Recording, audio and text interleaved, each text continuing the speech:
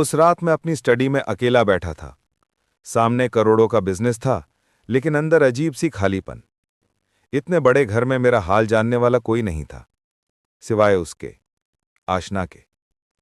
वो हर रात दरवाजे पर खड़ी होकर बस इतना कहती, साहब, खाना ठंडा हो रहा है। और जाने क्यों, उसकी वही आवाज मेरे टूटे हुए दिल पर मरहम बन गई। मेरी पत्नी पार्टियों और फोटोज में खो चुकी थी, और मैं किसी और की चिंता में। एक दिन वो रसोई में रोती मिली, और उसी पल मुझे एहसास हुआ, मैं उससे प्यार करने लगा हूं। लेकिन जब मेरी पत्नी ने ताना मारा, तो पहली बार मैंने उससे सच बोल दिया। और अगली सुबह आशना बिना कुछ लिए घर छोड़ गई, बस एक चिट्ठी छोड़कर, जिसने मेरा पूरा रिश्ता बदल दिया। क्या था उस चिट्ठी में? क्यों उसने मेरे होते हुए भी जाने को चुना? पूरी कहानी जानने के लिए वीडियो को पूरा जरूर देखें, और कहानी अच्छी लगे तो चैनल को सब्सक्राइब जरूर करें।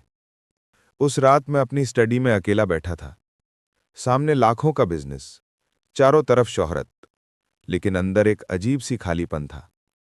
इतने बड़े घर में मेरे हालचाल पूछने वाला कोई भी नहीं था, सिवाय उसके। हमेशा की तरह वो दरवाजे पर खड़ी थी। धीमे से बोली, साहब, खाना ठंडा हो रहा है, चलिए थोड़ा खा लीजिए। उसकी आवाज में एक नरमापन था, जो पिछले कई महीनों से मेरी आदत बन चुका था। मेरी पत्नी सारा दिन अपनी किट्टी पार्टी वाली सहेलियों के साथ रहती। शॉपिंग, फोटोशूट, महंगे कैफे, यही उसकी दुनिया थी।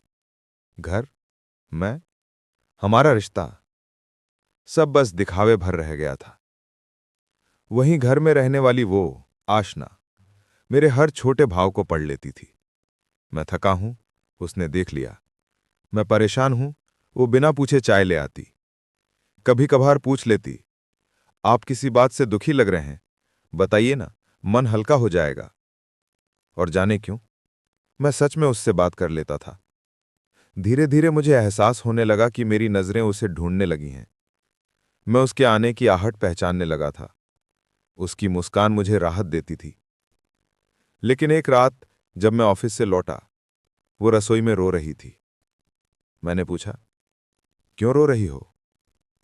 वो अचानक चौंकी और बोली, साहब, मैं बस थक गई थी। ये आंसू अपने आप आ गए। पर उसकी आवाज टूट चुकी थी। उसकी आंखों से मुझे अपना दर्द नहीं, अपने ही घर की बेरुखी दिखी। उस पल पहली बार मेरे दिल ने जोर से कहा, तुम उससे प्यार करने लगे हो। लेकिन दिमाग बोला, यह गलत है, तुम शादीशुदा हो। दिल और दिमाग में युद्ध शुरू हो चुका था। कुछ दिनों बाद मेरी पत्नी अचानक घर जल्दी आ गई। शायद पहली बार उसने नोटिस किया कि मैं कमरे में मुंह लटका के बैठा हूं। वो बोली, तुम इतने चुप क्यों रहते हो? तुम्हारी कोई जरूरत होती ही नहीं क्या? उसके स्वर में शिकायत नहीं, बेपरवाही थी। मैं उससे बोलना चाहता था, कभी बैठ के मुझे सुना होता तो तुम्हें पता चलता, पर कहा नहीं। उसी शाम उसने नौकरानी को ताना मारा, तुम्हारी वजह से ये मुझसे दूर हो रहा है। मैंने गुस्से में कहा, नहीं, दूनी की वजह तुम हो। तुम्हारी पार्टियां, तुम्हारी दुनिया और तुम्हारी नजरअंदाजी। घर में पहली बार सन्नाटा छा गया। आशना चुप थी, बेहद शांत। उसने एक लंबी सांस ली और बोली, साहब, मैं आपकी वजह से आपका घर नहीं टूटने दूंगी। आपको अपनी बीवी से लड़ते हुए देखना मुझे अच्छा नहीं लगता। उसकी आवाज कांप रही थी, फिर भी मजबूत थी। आपको जिसकी जरूरत है वो मैं नहीं, आपकी पत्नी है। आपके प्यार की हकदार वही है। अगर मैं रहूंगी तो शायद आप उसे कभी मौका ही नहीं देंगे। और अगले दिन वो बिना कुछ लिए, बिना कुछ कहे चली गई, बस एक चिट्ठी छोड़कर, जिसने मेरा पूरा रिश्ता बदल दिया। चिट्ठी में लिखा था, साहब, प्यार देखभाल से पनपता है, लेकिन शादी निभती है साथ बैठने से, बातें करने से, एक दूसरे को समय देने से।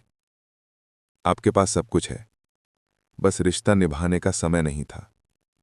मुझे नहीं चाहिए कि आप एक अधूरा रिश्ता छोड़कर मेरे लिए नया बनाएं।